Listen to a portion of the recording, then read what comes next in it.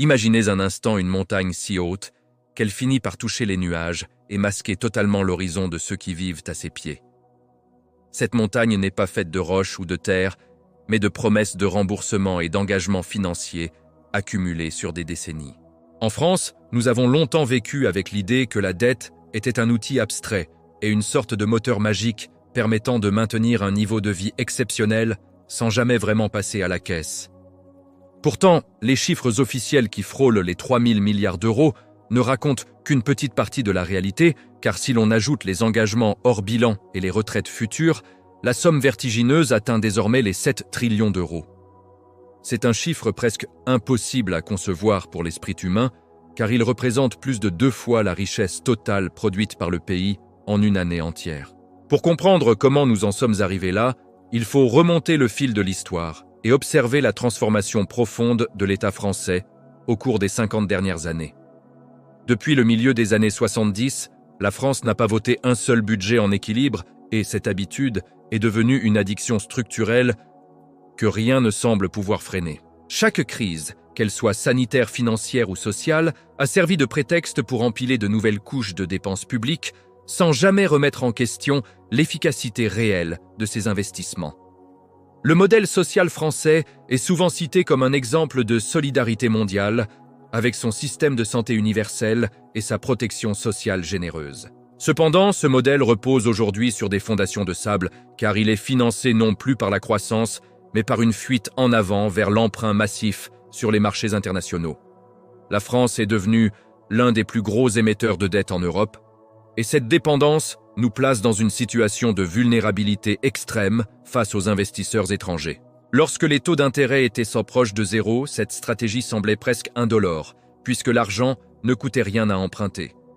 Mais le monde a changé, et le retour de l'inflation, ainsi que la remontée des taux, ont transformé ce confort en un piège mortel pour les finances publiques.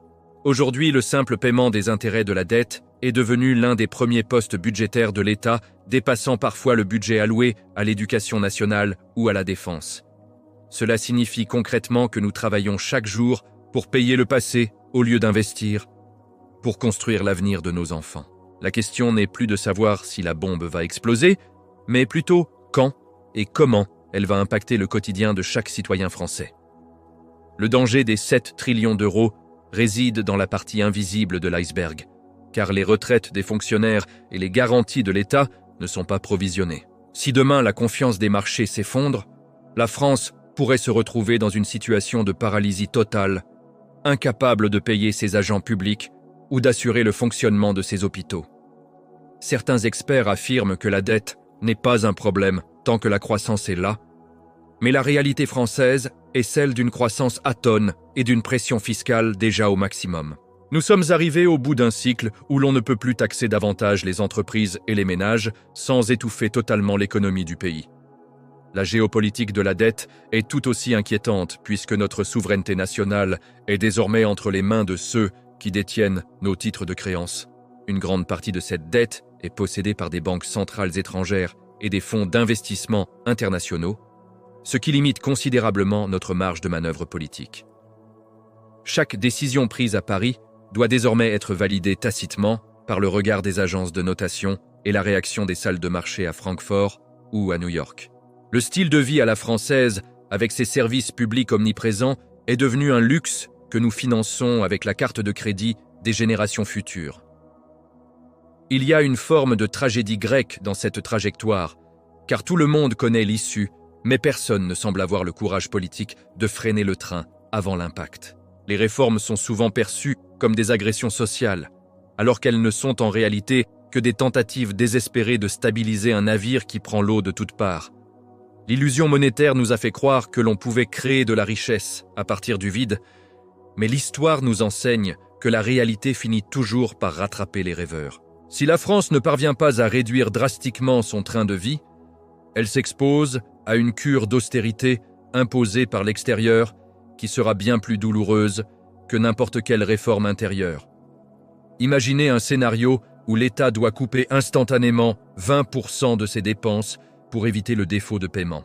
Ce n'est pas une fiction, mais une possibilité mathématique si les taux d'intérêt continuent de grimper ou si la zone euro entre dans une zone de turbulence majeure. La bombe à retardement des 7 trillions d'euros est le défi ultime de notre époque, car elle touche au cœur même du contrat social et de l'identité française. Peut-on rester une puissance mondiale tout en étant le premier débiteur de l'Union européenne en termes de volume brut? La réponse se trouve dans notre capacité à réinventer l'État pour le rendre plus agile et moins coûteux sans sacrifier l'essentiel. Mais le temps presse et chaque seconde qui passe ajoute des milliers d'euros de dettes supplémentaires à notre fardeau collectif. Il était nécessaire de sortir de la déni collectif et d'affronter la vérité avec la froideur d'un historien et la précision d'un économiste. La richesse d'une nation ne se mesure pas à ce qu'elle dépense, mais à ce qu'elle est capable de produire de manière durable. Le réveil risque d'être brutal pour ceux qui pensaient que l'argent gratuit était un droit acquis pour l'éternité. Nous devons maintenant choisir entre une gestion responsable et volontaire ou un effondrement subi et chaotique. Le futur de la France se joue ici et maintenant dans les colonnes des registres comptables et dans le silence inquiétant des couloirs de Bercy. C'est une course contre la montre dont l'enjeu est tout simplement notre liberté d'agir et notre indépendance nationale.